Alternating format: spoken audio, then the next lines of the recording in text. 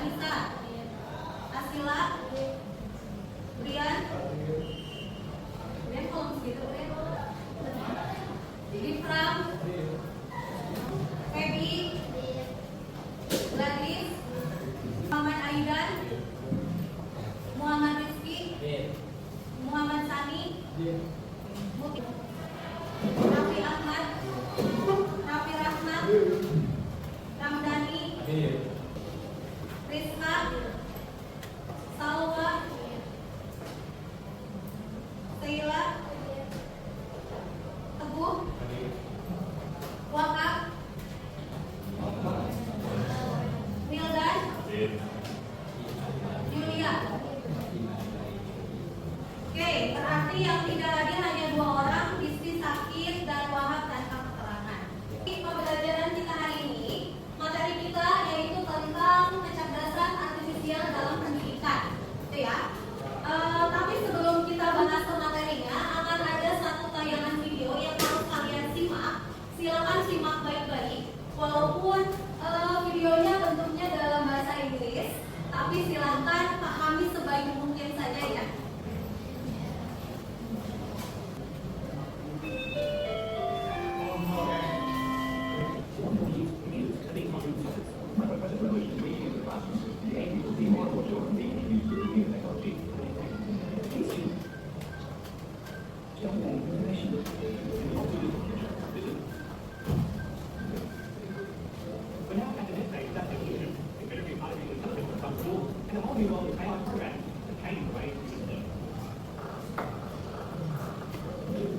Software like ChatGPT trained on existing data to interact like a human would. It asks you to produce images, help make music, and even write essays. This is our next industrial revolution. And how does that order? But that's partially possible. In advance, the independent school principal has replaced himself with a chatbot on their website. Hello?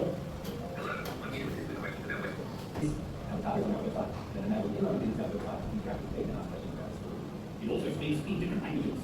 Hey, Avery, tell me about Westbourne Grammar School and tell me in Korean.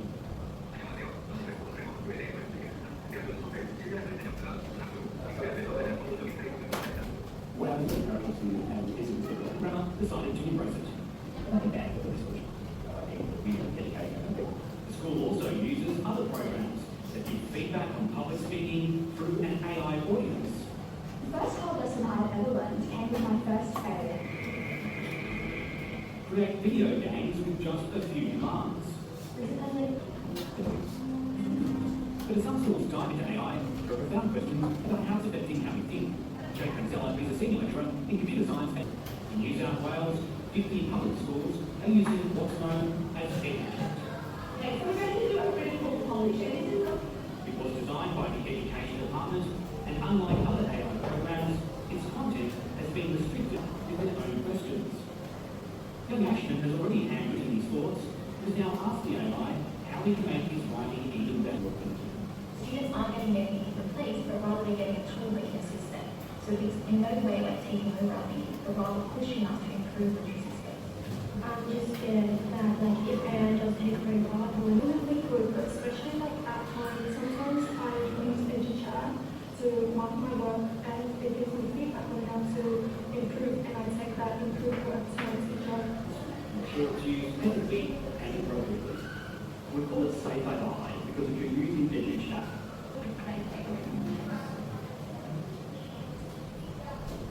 Oke, dari tayangan video yang sudah kalian simak, apa sih kesimpulan yang bisa kalian ambil dari video tersebut?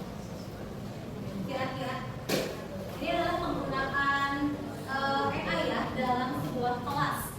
Terutama mungkin di Australia, mereka sudah menggunakan AI dalam kelasnya. Tapi kira-kira teman-teman ada yang bisa menyimpulkan nggak inti dari videonya? Di situ karena ada beberapa narasumber yang berbicara ya, ada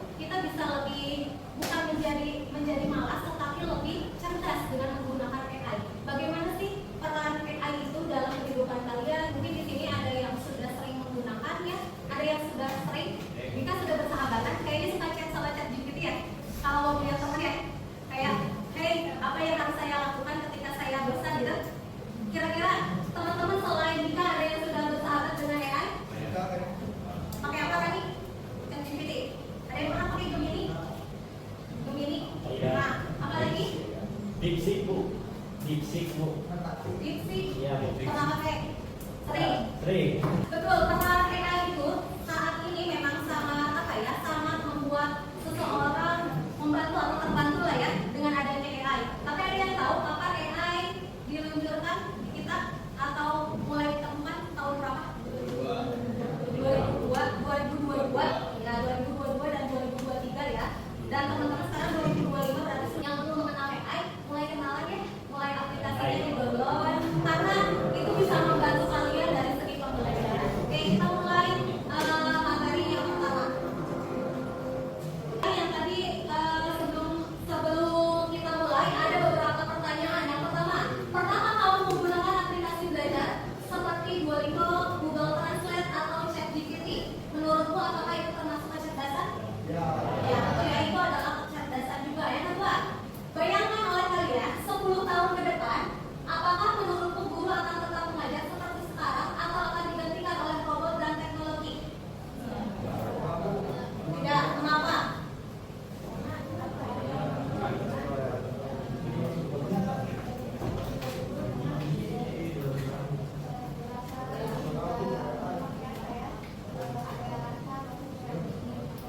Ya, betul ya.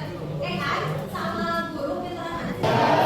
Jadi artinya sebetulnya kalau dilihat dari kecerdasan ya tetap kecerdasan manusia. Berarti kalau untuk pertanyaan nomor 2 kayaknya memang tidak bisa tergantikan. Walaupun sekarang teknologi, apalagi 10 tahun kemudian, pasti teknologinya lebih canggih. Mungkin nanti sekarang aja kalian pernah lihat menggunakan AI untuk menilai semua tugas dan ujian. Apakah kamu merasa itu adil? Kenapa? Padahal kan sebetulnya kalau guru mau nih pakai aja AI, benar nggak? Apakah menurut kalian itu adil atau tidak? Kenapa? Nice to hear. Tapi kalau misalnya ujiannya pakai komputer gimana? Adil? Gimana kondisi ya Bu? Gimana kondisi kalau Nadia sendiri? Ya kan Nadia pakai otak sendiri, nah itu kayak gampang banget. Jadi kalau menurut kalian, apa sih kelebihan manusia yang tidak bisa digunakan oleh mesin pintar atau AI? Apakah hal itu penting dalam pendidikan? Sih? Menurut kalian bedanya apa sih? Menurut Raffi ya? Menurut pandangan Raffi?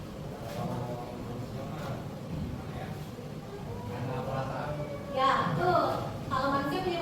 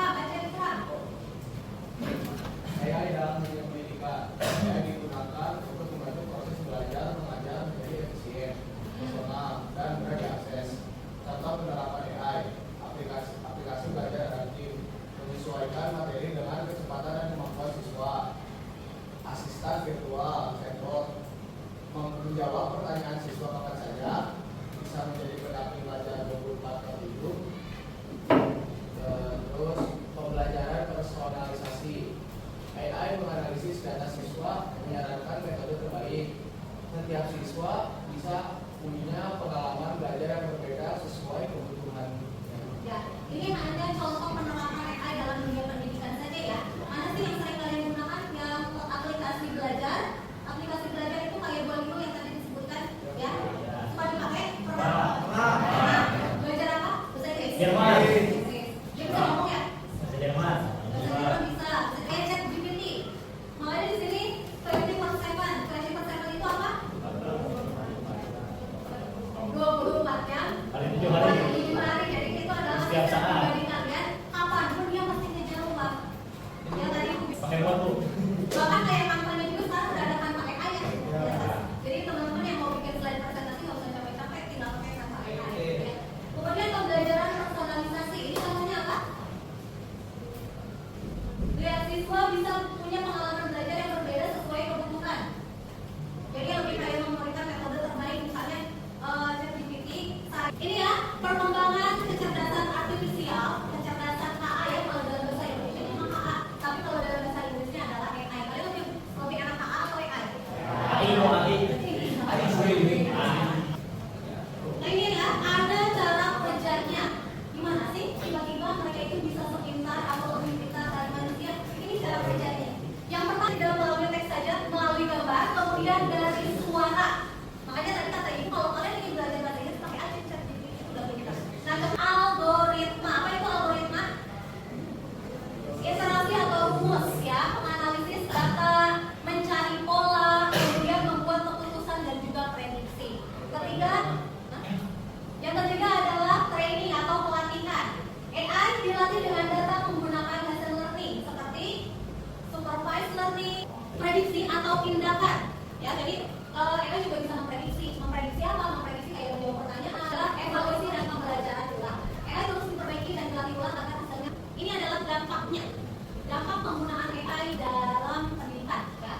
Keuntungan yang pertama, personalisasi pembelajaran untuk setiap pendidikan. Yang tadi ya sebetulnya tantangannya yang pertama adalah kesenjangan digital. Yang tadi kata ibu, akses teknologi belum merata di seluruh kita dalam penggunaan AI. Tidak bisa seenaknya kayak gitu.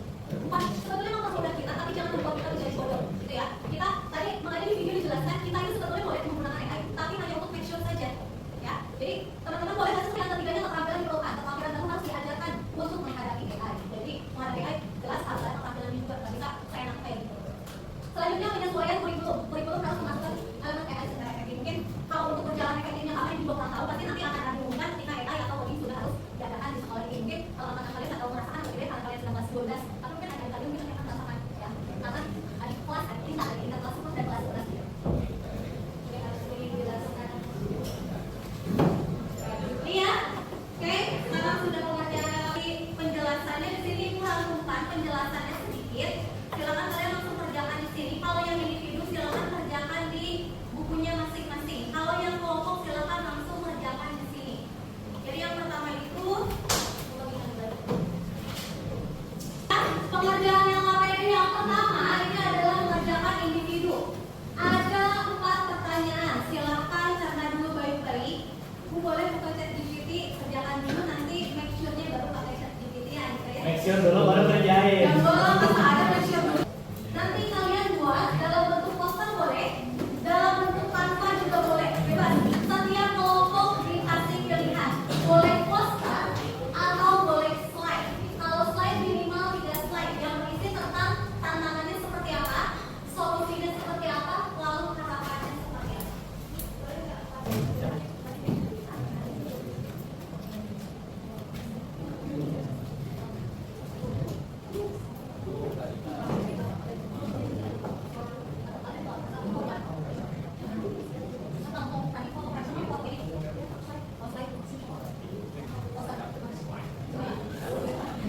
Aku mau pakai slide atau apa?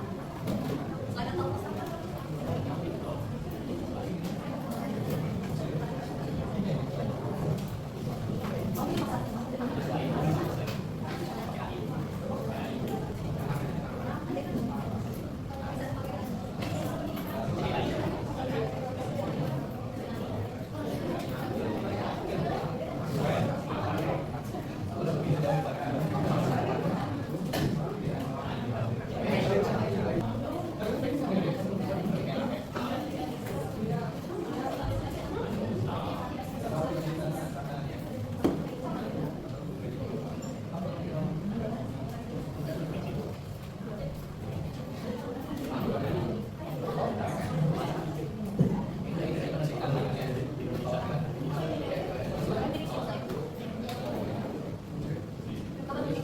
Kamu tidak bersahabat.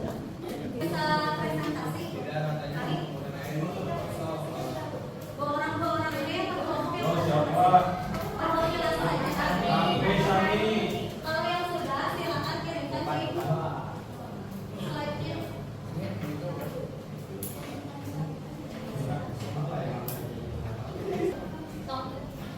Assalamualaikum warahmatullahi wabarakatuh.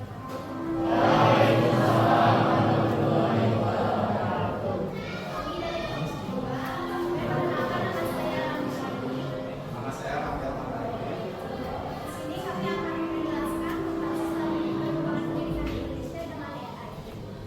Pertama, kita bakal ngebahas dulu pengertian dari AI. AI atau Artificial Intelligence. Nah, di sini temanya itu tentang pengembangan pendidikan di Indonesia dengan AI. Di sini ada tantangannya. Yang pertama ada keseluruhan akses teknologi. Jadi karena adanya perkembangan AI ini pasti butuh menggunakan digital. Sedangkan di sini tidak semua siswa menggunakan digital. Kemudian yang kedua adalah ketergantungan. Di sini siswa menjadi banyak tergantungan menggunakan AI. Jadi kalau ada tugas apa-apa tugas skripsi apa-apa yang dijawab. Terus yang ketiga ada kesenjangan literasi. Nah, kan siswa itu tergantungan sama AI. Mereka tuh nggak baca dulu apa jawaban dari AI, jadi langsung kopas ditempel. Jadi supaya semua siswa bisa merasakan penggunaan AI, mungkin dari pemerintah menyediakan untuk tiap sekolah ada laptop atau tablet yang bisa digunakan dalam beberapa pembelajaran. Terus yang kedua ada pembatasan penggunaan. Jadi siswa itu seperti yang dijelaskan tadi sama dari saya, siswa itu berpikir dulu kemudian make sure terus mereka juga harus menyeimbangkannya dengan pembacaan lewat fisik langsung, jadi nggak selalu menggunakan digital. Dan yang ketiga kesadaran dan pelatihan AI. Penggunaan AI itu pertama di mana kesadaran dari siswanya sendiri, dan kedua juga harus setidaknya memberikan edukasi tentang etika penggunaan dari AI itu sendiri. Dan yang terakhir harapannya akan bisa melatih.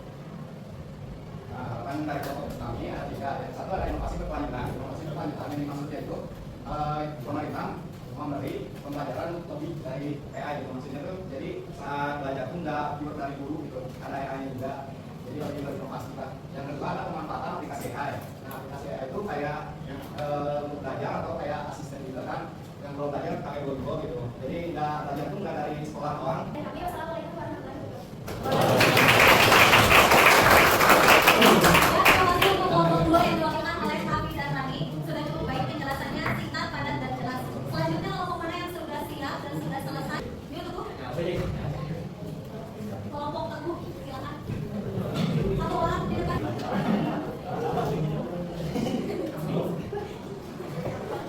Assalamualaikum warahmatullahi wabarakatuh. Perkenalkan kami dari kelompok 1, nama saya Teguh. Di sini saya dan teman saya akan menjelaskan tentang sistem pendidikan Indonesia dalam menghadapi era AI. Yang pertama ada tantangannya. Siswa itu jadi siswa itu mencari informasi AI, tapi dia tuh langsung menerapkannya ke dalam sebuah informasi yang baru tanpa dirubah sedikit pun, itu bisa menjadi plagiarisme. Yang kedua tantangannya ada akses teknologi dan infrastruktur di sekolah. Tidak semua sekolah yang ada di desa mempunyai akses terhadap internet, karena di wilayah pelosok mungkin ada yang sistem internetnya kurang bagus. Yang kedua ada solusi. Perbarui kurikulum berlatih guru, tambahkan literasi digital dan AI sejak dini, berikan pelatihan rutin agar guru siap memanfaatkan teknologi. Yang kedua, perkuat infrastruktur dan akses teknologi, sediakan fasilitas perangkat.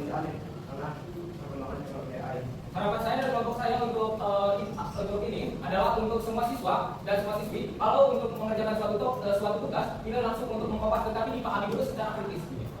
Mungkin sekian dari kelompok kami. Wassalamualaikum warahmatullahi wabarakatuh. Oke, terima kasih kelompok 1 yang diwakilkan oleh Teguh dan juga Irfan sudah sangat baik untuk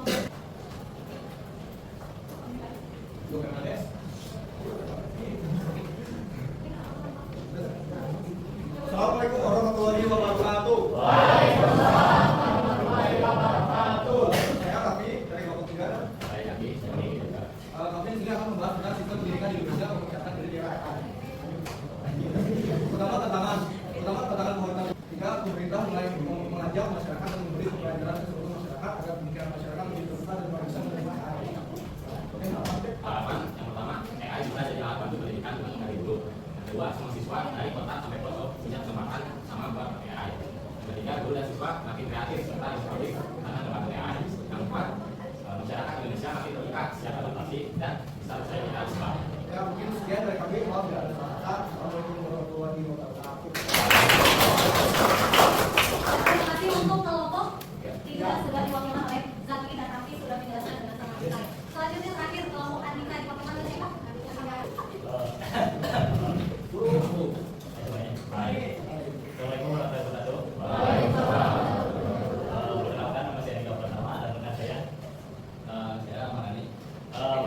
ini kami dari perwakilan kelompok 4 akan menjelaskan tentang artificial intelligence dalam dunia pendidikan.